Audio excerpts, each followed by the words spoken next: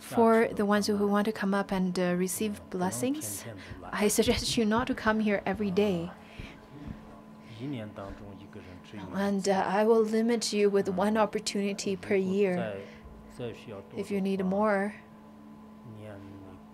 you need to chant 100,000 times of Vajrasattva vow.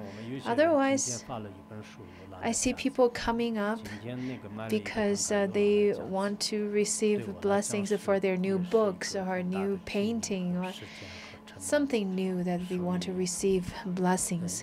But for me, every time I have to spend lots of energy, lots of extra energy for each time that you want to receive a blessing. Therefore, I'll limit the time of coming up and receive blessings to one time annually.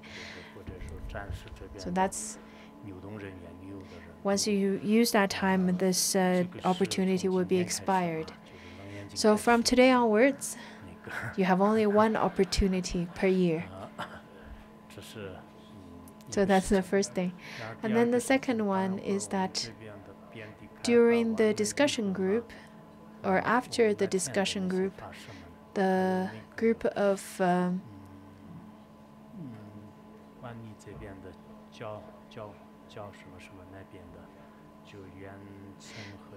of management team should then stay behind, and we'll have a short meeting after.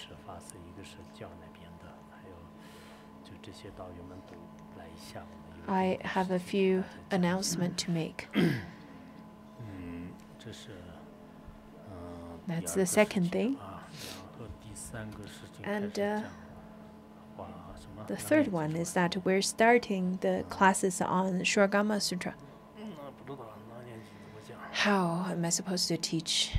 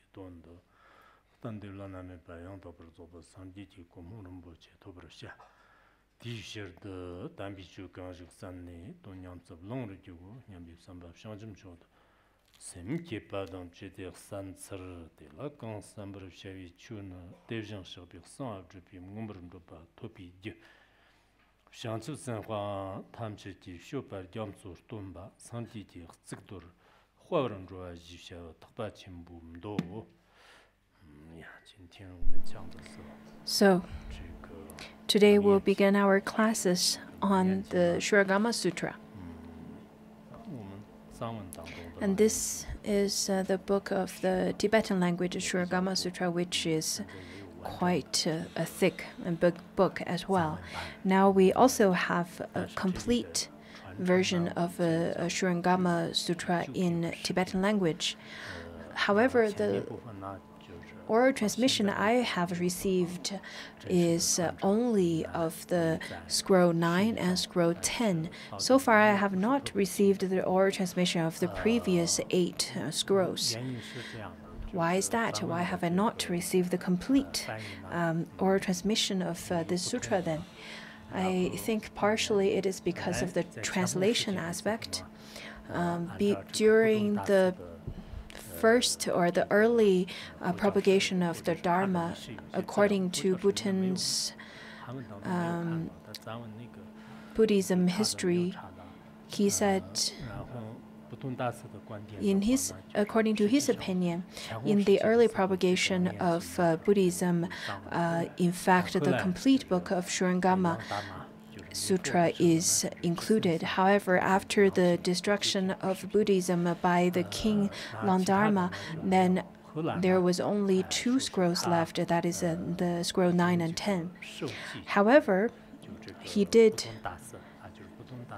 Master Bhutan, that is, around the 2nd century or so, he stated with his prediction, he said that this sutra will be translated back from Chinese into Tibetan. That is the complete version of the Surangama Sutra again. In fact, this is not stated by Master Bhutan, but it is stated by Emperor Qianlong during the Qing dynasty. He, in fact, has this complete text or complete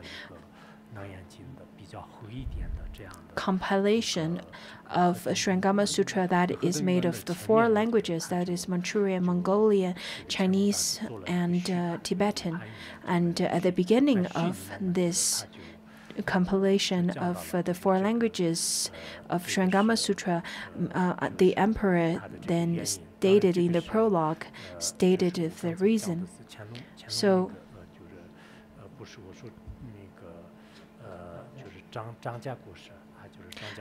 rather, it was not the emperor himself, it was Rope Dorje, who is the advisor of the king at that time. So he translated from Chinese into Tibetan again.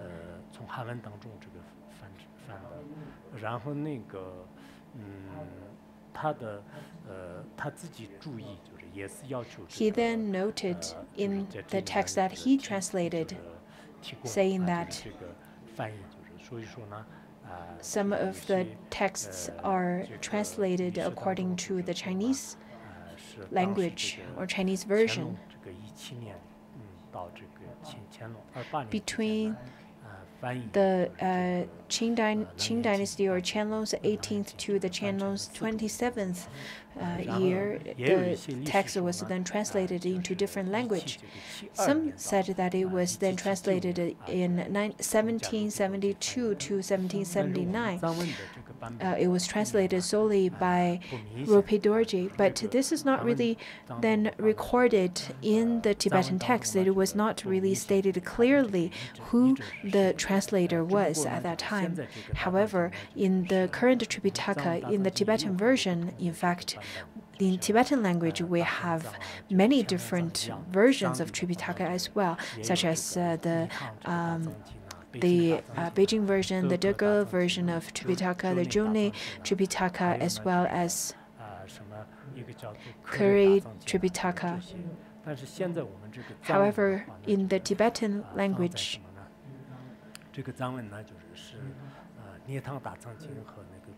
it is then included in Niri and the Kuri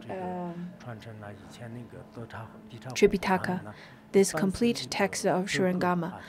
However, the transmission, the oral transmission that we receive is usually from the Dege version of Tripitaka, all the transmissions that we receive. But have I then received from Nietang version of the Tripitaka? Maybe later on I will be able to, but so far I do not have it yet. Therefore, I won't give you the oral transmission until the scroll 9 and scroll 10. But other than that, I do not have the previous 8 scrolls of transmission. I can certainly look into the different translations and compare the different versions, but I cannot give you. I cannot then provide you with oral transmissions. So.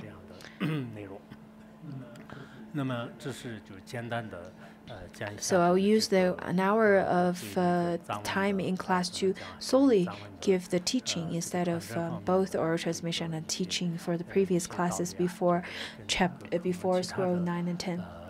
The teachings compared to Lotus Sutra and Vimalakirti Sutra, in fact, the previous 2 are very much different than this one, because the other 2 sutras, in fact, I do have oral transmission. Therefore, I would then give you the oral transmission in Tibetan language, and then I'll give you the teaching in the Chinese language. So that's how I usually give the teaching.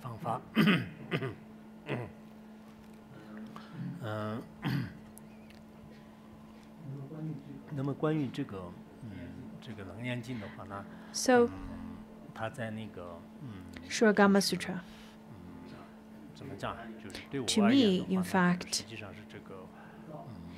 this particular text is is requested for me to teach for a long period of time. In fact, I think it's been 2 decades. Many lay practitioners asked me to give the teaching on this. However, I didn't really feel or didn't really know where to start. But back in 2017, somehow I had this urge to give teaching on Surangama Sutra. I then felt this urge that almost like I was ill and looking for a cure. So I've been looking for different kind of transmissions, looking for the texts, and started reading into it with lots of hunger for the content that's included in Surangama Sutra. And all of these are stated in my diary. In fact, I then talked about this for 4 times in my diary. But I know nowadays that there are different kinds of opinions about this particular sutra, including the opinions from different scholars in the West and the East. But I think when people have a discrimination towards the sutra, maybe they have a very biased idea, and their bias did not come from their wisdom. Rather, it comes from other people's opinion. So it was rather a common idea that circulated in the academics that is not based on factual matters. Some of the Chinese scholars, including Liang Qichao during the early 19th century, he was then very much influenced by certain Japanese scholars.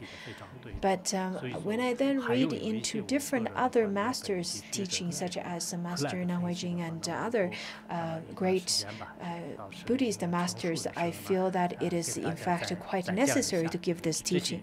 And later on, I think I will take the time and explain to you why some of the discrimination towards this sutra is rather biased and very partial.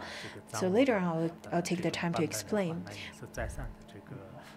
I myself, in fact, took lots of time to compare different versions and so on.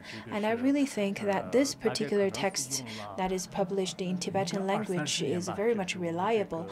I think it took a great Tibetan research center and a great Tibetan master, Tutamnima. He, in fact, along with his research team, did great research in the Tripitaka, in the Tibetan Tripitaka, and I think last year or a year before, they finally then published this text, published the new version of Tibetan Tripitaka. And I really consider this a whole volume of a new text of Tibetan Tripitaka is then done very meticulously with great effort. In total, I think they have 108 volumes.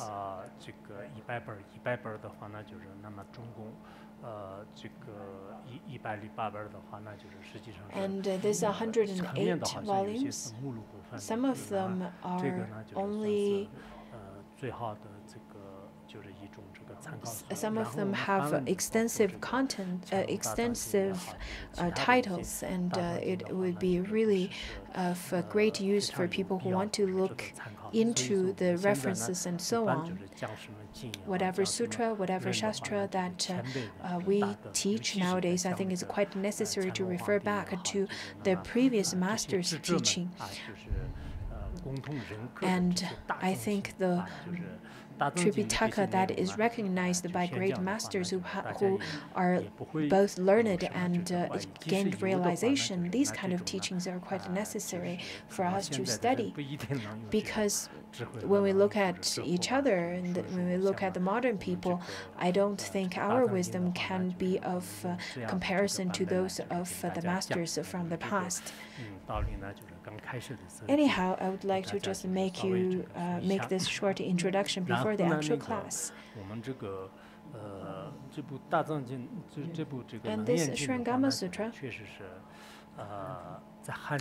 in fact, in the mainland China, it is quite well propagated, and lots of people have great faith towards this sutra. Throughout the history, lots of masters, and especially from a Buddhist point of view, the history, all the way from the Tang Dynasty, many masters, they studied, learned, and taught and made commentaries on this particular sutra. Different masters from many various schools. In fact, despite their schools, they give teachings and propagate the sutra. Unlike other sutras, this teaching is not well propagated as much as the other sutras. I think in Korea, this sutra was translated into Korean language back in 1315, and till now they have over 60 or 70 different versions of translations as well as its commentaries. Because I guess their traditional school of Buddhism is Zen Buddhism, and they place a great importance in this sutra as a Zen school of Buddhism. But other than that, when it comes to Manchurian and Mongolian language, I think there are versions that is translated in their language, but it is not really propagated that widely. In terms of English, Master Xuanhua, he attached great importance in this sutra, and his disciples also then translated this text into English, and same as his commentary. And this teaching is well propagated in the West and other countries. And there's a lay practitioner who practiced in the Sri Lankan center, had translated this text into English. And then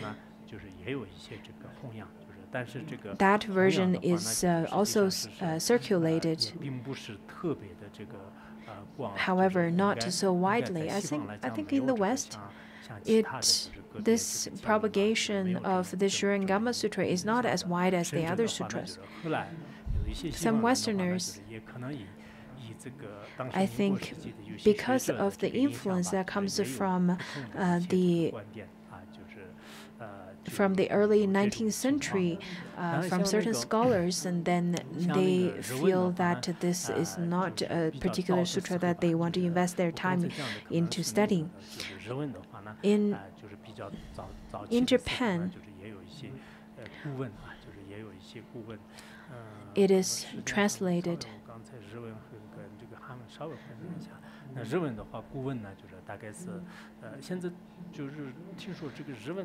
I think in Japanese,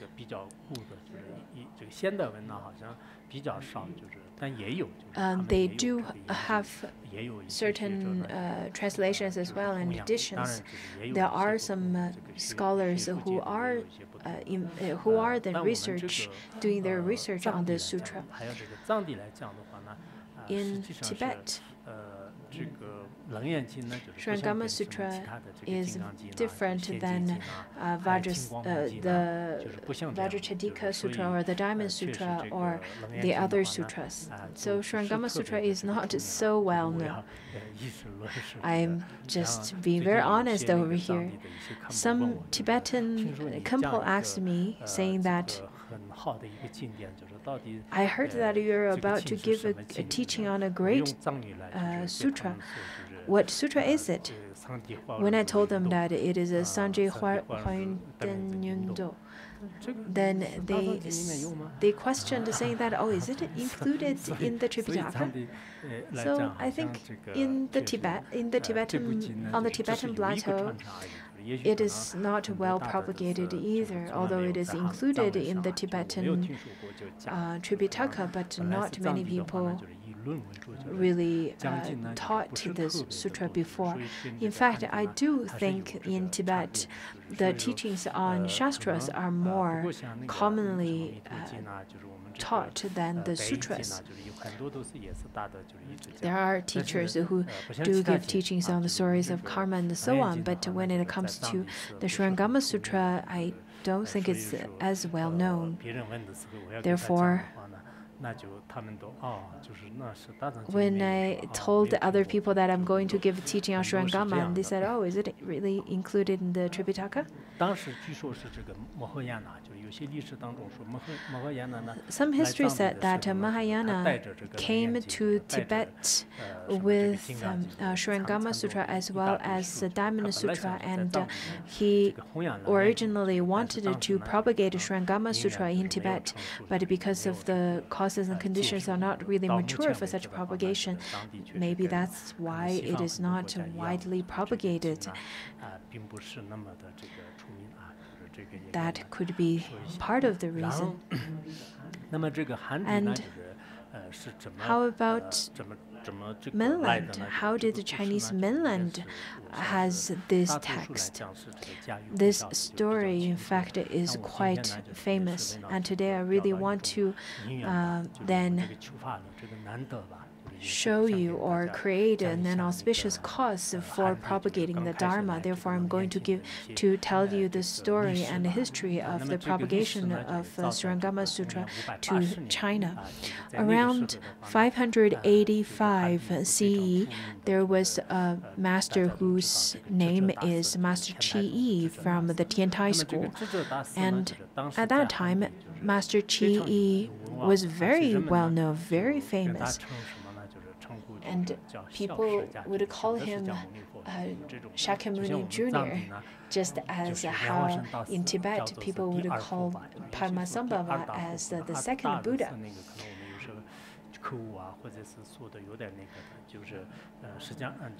So Padmasambhava is renowned as the second Buddha because his activity is just like the Buddha himself, if not even more. And then the Nagarjuna and Vasubandhu and their activities are quite well known, and there are people who would call them also the second Buddha because of their Dharma activity. anyhow, Master Qi Yi is like that, so very well known in China at that time. So he was renowned as Shakyamuni Jr. And he was a great master, had a high level of realization. And then he went, once he went to then see another master who was said to have a great realization. And then they started to have this conversation. And Master Qi Yi started to talk about the samadhi aspect and especially some questions. So he started to pose those questions to that monk who came from India, who was also very high in realization. And then this Indian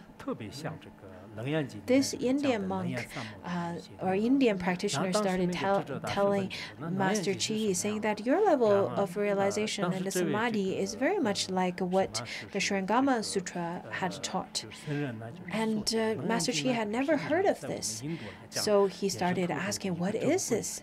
And this Indian master saying, well, this is a very precious text. This is a precious text that we preserve in our country. And at the beginning, this sutra came from the fifth heaven level, a celestial level. But this sutra is very precious because it comes from rather a Tantrayana aspect of teaching and very secretive teaching. And then there was Nagarjuna, who then went to the Naga palace.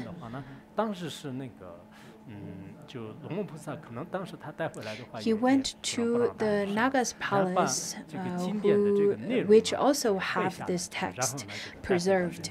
And then Nagarjuna couldn't bring the text back, therefore he memorized the whole text and then brought it back to the human world. And that's how Surangama was then appeared in human realm. So through this conversation, Master Qi had this full devotion and faith towards the Surangama Sutra. And the questions that Master Qi asked to the Indian master, then the Indian master replied or answered all his questions through the aspect of Surangama Sutra, and which resolved all of Qi master's questions and confusion. And at that moment, Master Qi was extremely impressed and felt it was quite necessary. Just like how nowadays the people, once they heard some good information, they would continue to ask, well, where can I get it? Just like that.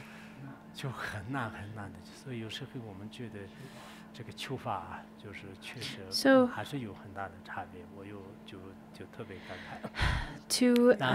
sometimes when we contemplate how the previous masters again the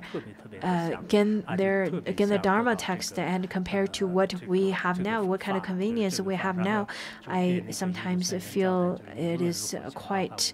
I feel quite in awe of the modern technology of how we can then easily gain access to the Dharma text.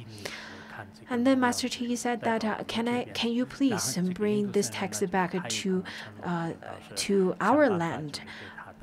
And at that time, the Indian master agreed, and he went back to India.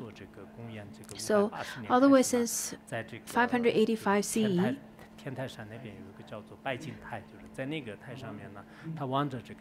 Master Qi then would stay there and then prostrate towards the direction of India.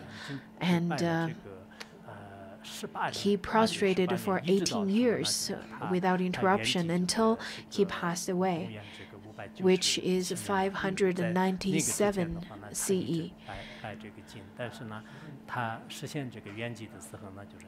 But when he passed away, when Master Qi passed away, by the time he passed away, there was no sign of this sutra being brought back to China. But maybe because of the great master's aspiration and his devotion that created the cause. for this text being brought to China. Finally, around 705 CE, this text was brought to China by a great shamana monk. His name is Pramiti. Pramiti's name means wisdom, or means Pramita. Maybe because of his previous aspiration, or maybe because of he himself is a manifestation of a bodhisattva. I have no idea why, but nowadays we have this opportunity to even look at this text. It is because of his effort and his aspiration. After, in fact, Pramiti heard the story of how Master Qi prostrated and wanted to receive this text, for 18 years, he was extremely touched, and then he vowed to bring this book to China. And the first time, once he received this text from India, he wanted to then cross the border and then come to India. I think at that time, India is then made of many different countries on that continent. So at that time, India, the land India was then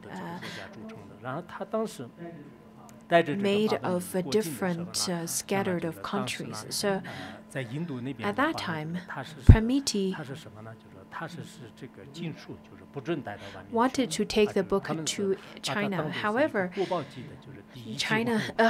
India did not allow anyone to take the sutras to other places because it was then treated as the most precious thing in their country. So at that time, Master Xuanzang, Master Faxian, they couldn't receive this sutra at that time because it was very much protected and really precious. So once Pramiti reached the border, he could not take the book out or cross the border. Not only he couldn't, he then had to be sent back and then being published. Maybe at that time the commute was not that convenient, and at that time the thing that you cannot take and cross the border with is the sutras. So that's the first fail of his attempt of taking the sutra back. So his second idea was that, okay, why don't I then memorize the whole text? There's no way for other people to tell that I memorized this text. Just like how some people would cross the border nowadays without other people knowing, as refugees. So so then his second attempt was that he tried to cross the border with the text memorized. However, just right about the time that he was about to cross the border, he tried to test himself and examine himself whether he remembered the whole thing or not. But at that time, he couldn't remember the whole text. Maybe it is because the road is maybe because at that time the commute was extremely difficult. It was very difficult to memorize. Anyhow, just right about the time he was about to cross the border, he felt that he can't memorize the whole text anymore. So he then went back and then tried to figure out a different way. At that time, ancient India had lots of craftsmanship, lots of trades. That's in fact quite advanced around that time.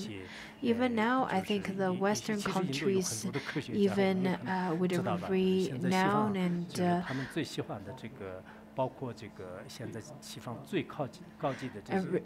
would revere those Indian scientists. So at that time, in the ancient history of India, in the ancient time of India, because of the craftsmanship that they have, so he used a tiny brush and wrote down the whole text on very, very thin skin of sheep. In fact, the skin that's between the flesh and the sheep skin. So it's really thin, like a film. And then someone said that it's not really the sheep's film, rather it is on white silk. And then he tried to hide it under his flesh. Of course, he has rather thick flesh under the thigh and around his buttocks, but he contemplated that maybe it's not really respectful towards the sutra. Therefore, he cut open his arm and hid such thin scrolls underneath his arm. In fact, when Phuntsog Rinpoche went to India, he gave different teachings such as the Pith Instruction or Heart Drop Advice of the Guru, as well as the Torch of Certainty, Luminous Essence, and so on. So at that time, Phuntsog Rinpoche gave lots of great teachings, and we all recorded in the magnetic tapes, those black tapes that we used to have around those times. We didn't really have CDs or iPad or any of the cell phones, none of those. So at that time, we had tapes, the cassettes. You probably don't even know what cassettes are. The young generation probably have no idea what those cassettes are. Anyhow, we would then record Phuntsog Rinpoche's teachings, and we didn't really know how to bring it back because we were afraid that the cassettes would be would be thrown out at the custom. So we took out the magnetic tape, the black film, that is the magnetic tape itself. Do you know what that's called in Chinese?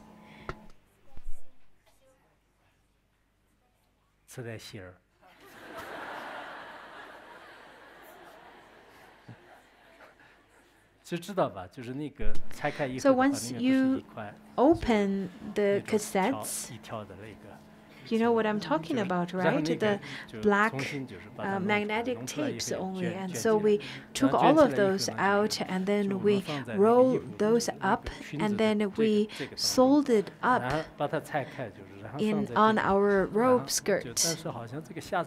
We felt that we should not then keep it. We should not keep it on the ground because it's not really respectful. Therefore, we then made those tapes around our waist and then soldered up. That's in fact how we smuggled it through the Nepal custom to the Hong Kong. I think at that time, because of the Nepalese machine was really bad at that time, was not really advanced. Therefore, we did not get caught when they only kind of patted on us, but when they pat us around our waist, we got a little nervous, so we tried to keep our arms closed. At that time, we had Riba, who is doctor. He really liked all the Tibetan robes. So at that time, he bought many clothing. So he really liked those clothing from there, the robes, because we couldn't get them very conveniently in China. Therefore, he bought quite a bit. He wore many layers of clothing at that time. He probably wore 3 skirts as well as 3 shirts and so on. And Ponzo Rinpoche said, "How is the doctor so fat today?" At that time in India and in Nepal, the clothing, the cloth are really well made, very soft, and they're really beautiful. So at that time, the doctor bought many clothings. I and the other Khenpo, we focus quite a bit more in terms of our hiding of the cassette tapes.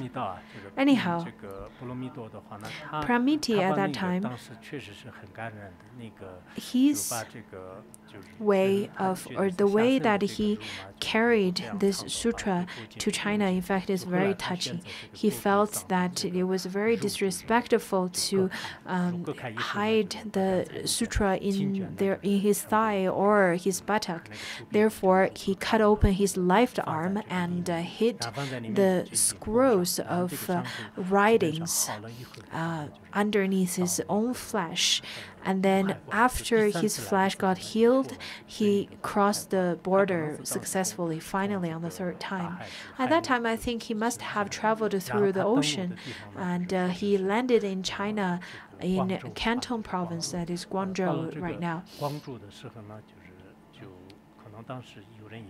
That is the southern part of China. I think at that time he probably knows how to speak some of the Chinese, and there are people who got to know him. In fact, he is fluent in 4 different languages, it is said. So he arrived there. At that time, the prime minister of that province, his name is Fang Rong, who was a high cabinet of Empress Wu Zetian, who was the only empress in the Chinese history. And because of his mistake during the time of serving as a cabinet for the empress, he was then casted away and then sent to the southern part of Canton. And at that time, it was around 705 CE. So all the way from May of 707, they started translating. So Fang Rong then received him and really respected Pramiti, and they started translating this text. There are a few translators who worked together, and we will talk quite a bit more about the translation process tomorrow. So they, at that time, formed a translation group and started working together. At that time, when he cut open his flesh and took the scrolls out that is written with the sutra, the words are already really blurry because of the stains of the blood. Because it took a long time for him to travel all the way from the ocean, from India to Guangzhou, to Canton. Therefore, the words are already soaked in his blood. And there was no other techniques that was available at that time. So the words are already really blurry. You cannot tell what it was anymore. And then at that time, the premier, his wife, some said it was his wife who was mute, and some said it was his servant, anyhow, someone who's working in his family who's mute. But at that time, when she saw that all the words are blurry, she all of a sudden started speaking, saying that you can use human milk to then revive the texts. And then once all the words started appearing because of the wash of human milk, the they started translating on this text. So sometimes I feel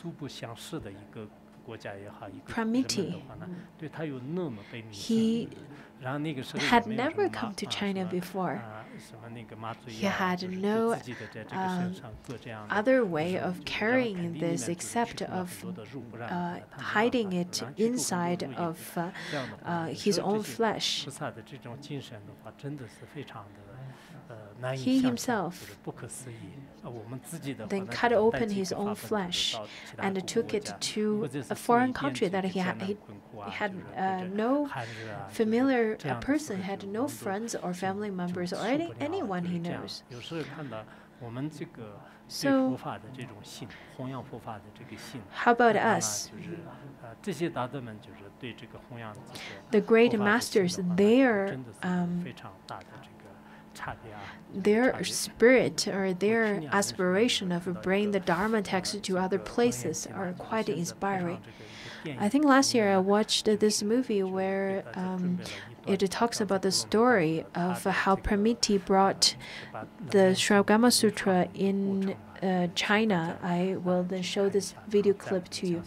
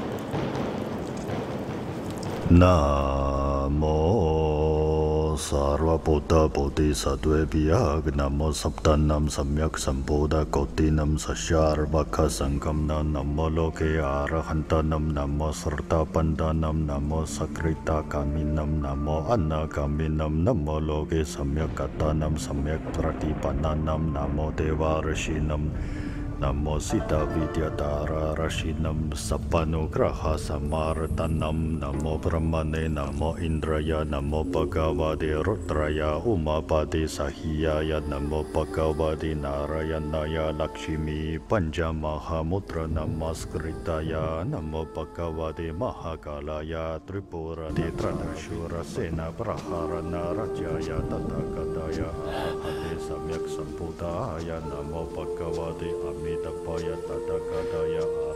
这经卷一去处，正逢河伤口，请随我来。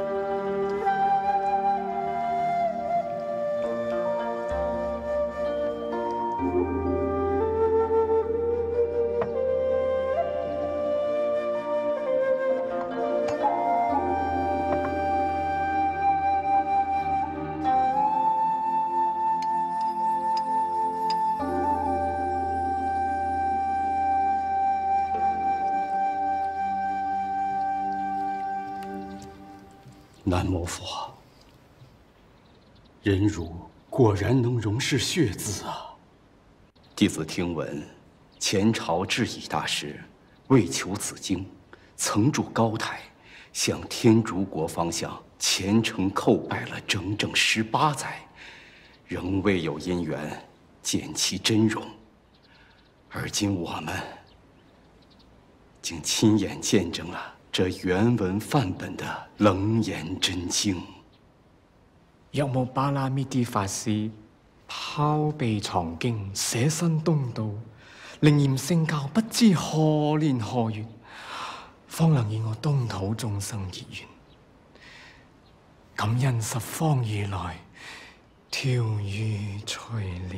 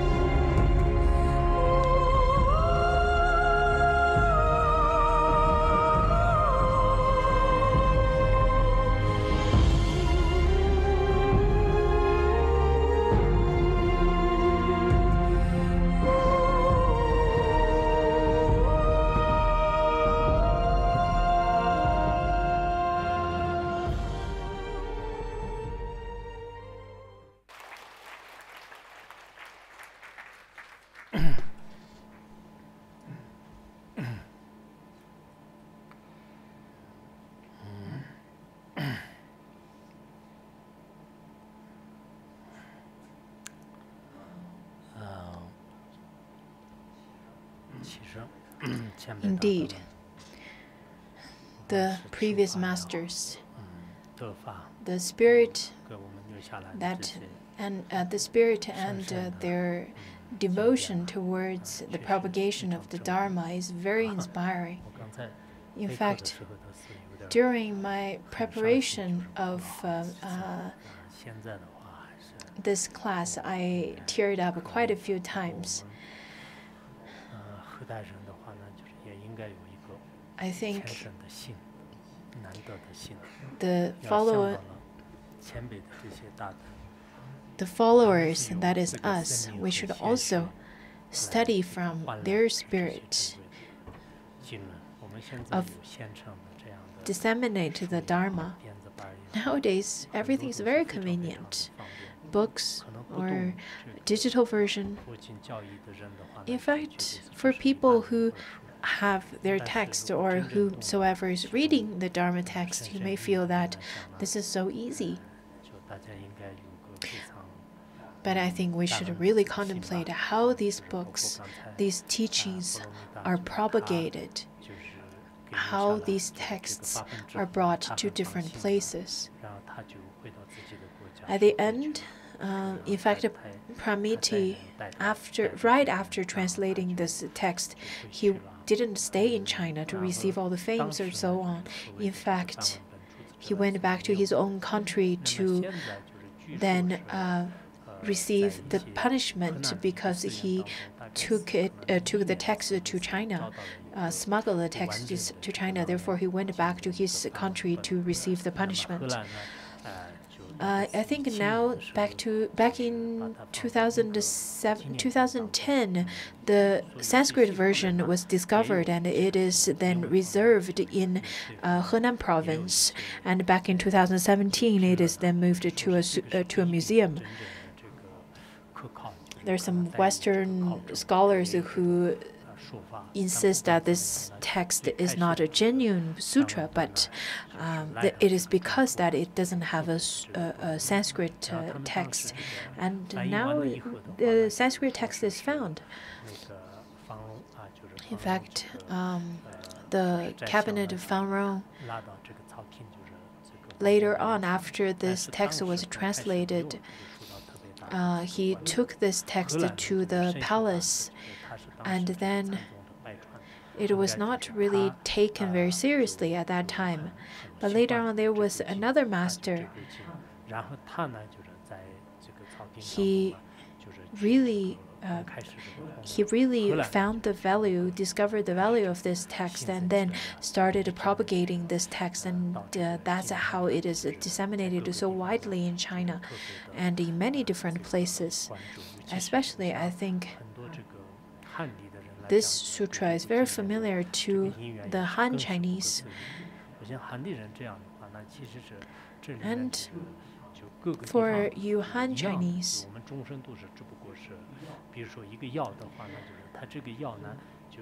you should appreciate this teaching that is then available to you. At the same time, in fact, we should look at this sutra not as some kind of medicine that is only a valuable cure for the Chinese, because there are the Western medicine and Eastern medicines. Then they work on all different kind of people. The Chinese medicine, if used right, it could be very valuable for the Westerners as well, and vice versa. Therefore, we should then propagate this sutra. This teaching is included by many masters in their texts. For example, it was then included. The sutra is then included in the Surangama mantra is included in the chanting of the morning practice as well as evening practice in the Han tradition. According to a Qing a poet, he wrote in his poetry saying that after reading Surangama Sutra, I lost interest completely in any other books in this world, because everything that's written in all the worldly books are just rubbish. This is in fact quite well known, this verse. Master Yuan Yin, he was the first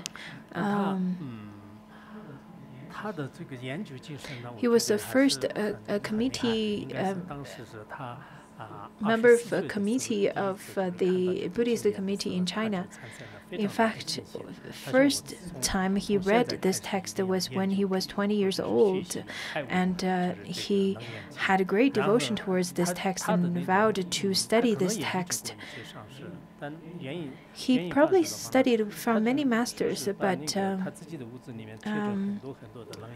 I think he studied from many masters. It was not a particular master that he associated himself with.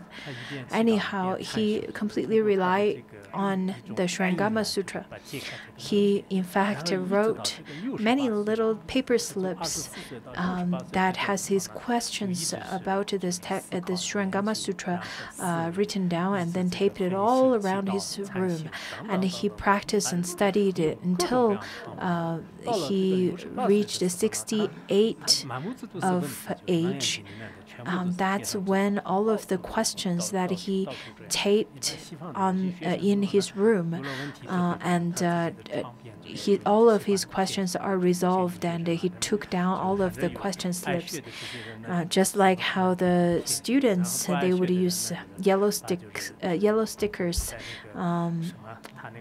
the post-its, and they would post all the different questions.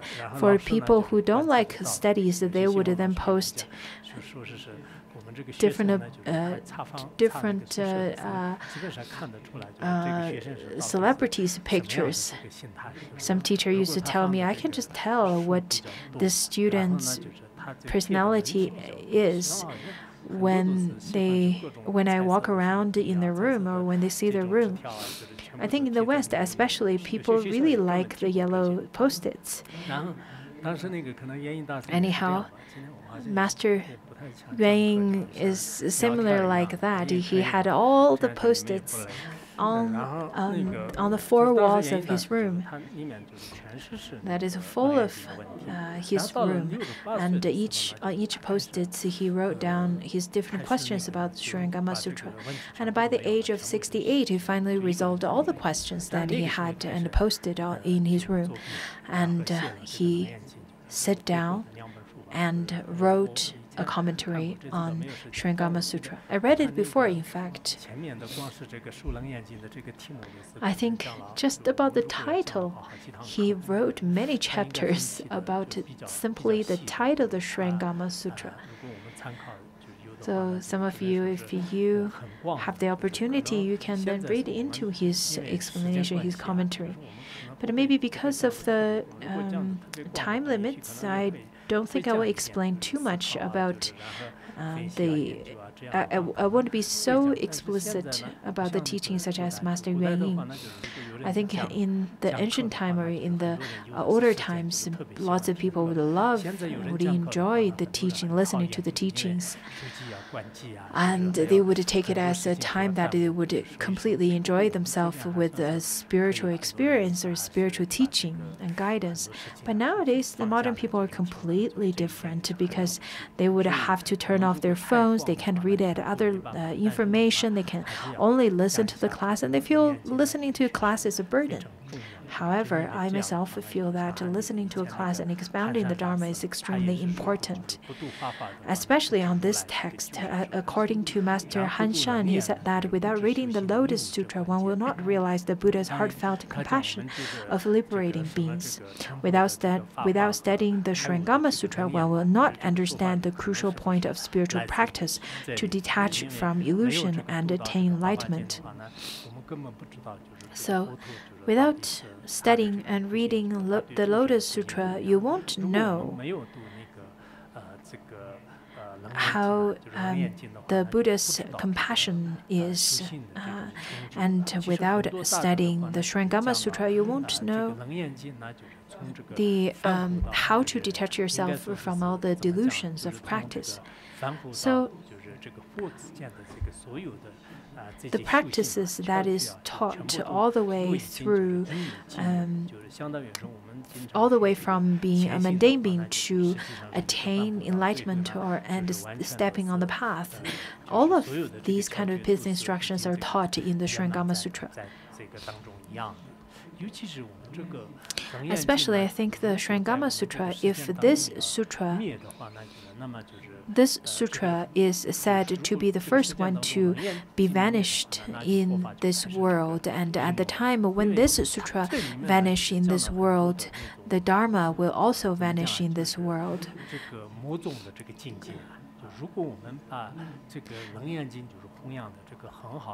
If we propagate Surangama Sutra, especially if we propagate the sutra well, the Maras will be extremely upset about it. Therefore, the key point, the key of the propagation and prosperity of the Dharma is the Surangama Sutra. If the Surangama Sutra is propagated well in this world, then the teaching of the Dharma is well propagated. If it's not, then the Dharma is not either. According to the Qianlong Emperor's Tripitaka, there was a sutra included in it. It is the Sutra of Fading the Dharma, as well as the Treatise on the Great Perfection of Wisdom. It both stated that the Surangama Sutra and the Surangama Sutra will vanish at first, and soon after, the 12 divisions of the Buddhist canons will disappear until there is no longer any words of the Dharma remain in this world. Also, the robes of Buddhist monastics would naturally fade into white naturally. You can barely even tint or dye the clothing into yellow and red anymore. So, when we think of the teachings of the Buddha, when you want to propagate the teaching of the Buddha, you should then propagate the Surangama Sutra. In fact, after the class, we have this after-class discussion group, and we call that part of the discussion group as the blossoms all over the world. In fact, during this part of the discussion group, I think this is quite auspicious if we can then discuss the Surangama Sutra, and we should then be able to propagate the Dharma into different places of the different corners of the world with the different languages used, and make sure that this teaching is understood across different languages as well as the culture. If we only use the Chinese language, Tibetan language, and the English language, it is not enough, because the teaching of Surangama and the power of Surangama cannot be propagated widely if we do not then try to propagate this teaching to different parts of the world. According to the treatise on the great perfection of wisdom, it says that the Surangama Samadhi,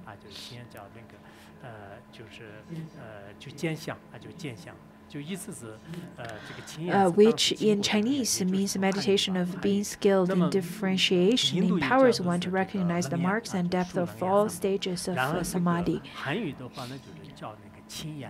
At that time, Surangama Samadhi, in Chinese, it means meditation of being skilled in differentiation, or also it says that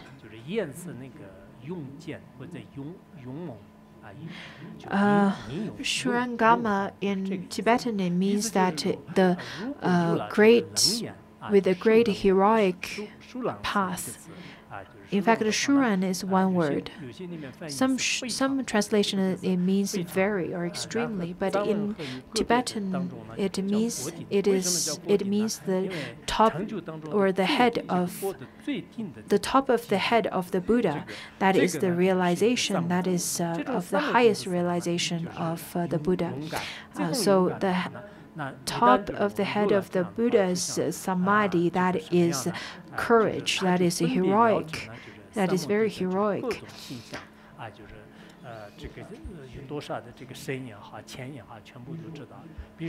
And meditation of being skilled in differentiation empowers one to recognize the marks and depth of all stages of samadhi, just like how a general knows precisely the strength of his troops. Besides, bodhisattvas absorbing in such samadhi will not be threatened by demons and the maras of destructive emotions. So, once we receive the samadhi of Surangama, in fact, we really need such kind of samadhi, because there are lots of sidetracks on the path, and if we do not know how to differentiate those kind of sidetracks, then we would easily make grave mistakes, which would lead only to failure. However, if we have this Surangama's teaching method and guidance, then we won't be threatened by demons and maras anymore. Another metaphor, it says that there is a treasure of general. The treasure of general is employed by the universal monarch, and this treasure of general can destroy everything. And Surangama Sutra is just like that treasure or jewel of general that could destroy all the maras and destructive spirits. Anyhow, I would like to first warn you We will definitely meet some obstacles along the way, but I don't think you need to worry too much, because I know that Mara would first of all destroy the ones who seems to be weak, just like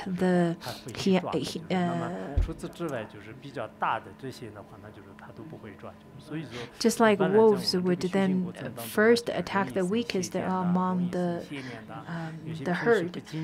So for those people who lack diligence, who lack devotion, who lack steadfastness, then you probably would be more prone to be attacked by the Mara. But for those of you who are not like that, and you don't have to worry too much. Even if you will encounter some difficulties, I think if you supplicate to the Padmasambhava and supplicate to the Guru and so on, you will be fine, because through the blessings of the lineage masters, as well as the Padmasambhava, as well as our compassion and wisdom, when the Maras and demons do create those destructive forces towards us, then we can try first to use our compassion to try to turn their mind into the Dharma. And if we can't, then we can use the wrathful force of Padmasambhava. So that's how we should deal with the obstacles that may or may not occur during the process of Surangama Sutra. Surangama Sutra is considered as a very profound and deep teaching in the Chinese region. Lots of masters who, in fact, already propagate this teaching quite widely. I myself won't consider myself as a master, but at least when I encounter some obstacles and threats, I don't give up easy. Even if only 5 or 10 people listen to my teachings, I will continue to finish this teaching. Of course, that is when I don't have any obstacles of my lifespan. Other than those kind of obstacles, I won't stop because of some people or because of some obstacles. I consider this opportunity of studying is in fact quite precious. I think having this opportunity to study with everyone is quite rare, and I really cherish this. There are people who there are lots of people who appear on the first day, and then I think for such kind of people, they only appear for the first class to just listen to the stories and just peek and see how and what this class is about. And for this kind of people, I would just say bye-bye, and I don't really expect too much of you. When I start teaching any kind of teachings, such as Lotus Sutra and so on, the first class is rather we have rather quite a large audience, but slowly that number will decrease. But we will maintain a rather very steady crowd of people who listen to this teaching. And there are people who would give up everything else except the Dharma. They would then cherish the opportunity of listening to the Dharmas at the most. Maybe we'll give the teaching of this Dharma within 1 year, maybe a little bit extended. I have no idea yet. But let's see. Under such auspicious conditions, under such auspicious connections that we share with one another, I'm not sure if everyone would be able to complete this teaching all the way from the first till the last class. I myself, I think that some of the conditions, some of the auspicious connections that I have with Phuntsogul Rinpoche, I am very grateful to the protectors and to my auspicious connection to Phuntsogul Rinpoche. I fully received all his oral transmissions and teachings. Anyhow, if you do not have the opportunity to fully receive these teachings on time or live, then through different methods and different skillful means such as internet and through the recordings and so on, I really wish you to then fully complete this course through different methods. Anyhow, I really hope that we all strive our best to complete this teaching, because this is a teaching that is exchanged by the previous masters' flesh and blood. So we should really cherish such kind of teaching, such kind of sutra. Anyhow, my hope for you is that I really wish that you could maintain this genuine and sincere urge and curiosity and longing towards the learning of the sutra. I really hope and wish that everyone could finish and complete this teaching.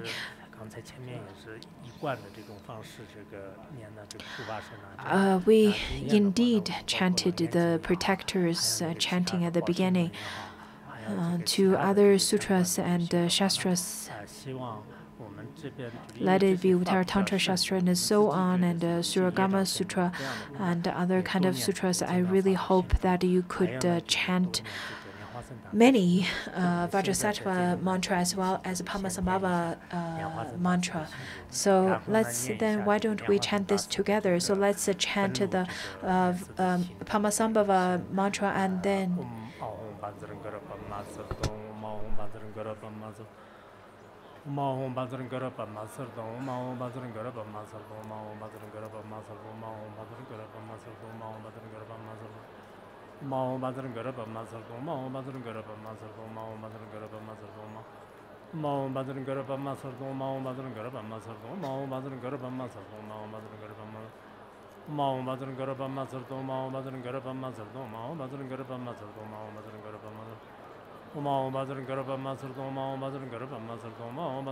Masardo, Mao Badran Garaba Mao Badran Garaba Masardo, Mao Badran Garaba Masardo, Mao Badran Garaba Masardo, Mao Badran Garaba Mao Badran Garaba Masardo, Mao Badran Garaba Masardo, Mao Badran Garaba Mao Badran Garaba Masardo, Artsig Nartsig Namo Bangavade, Babazo, Artsig Nartsig Namo Bangavade, Babazo, Artsig Nartsig Namo Bangavade, Artsig Nartsig Namo Bangavade, Babazo, Artsig Nartsig Namo Bangavade, Babazo, Artsig Nartsig Namo Bangavade, Artsig Nartsig Namo Bangavade, Martin Nurtin Namo Bangavade, Babazo, Martin Nurtin Namo Bangavade, Martin Nurtin Namo Banga, Martin Nurtin Namo Bangavade, Babazo, Sonaman Dai, Tanjia.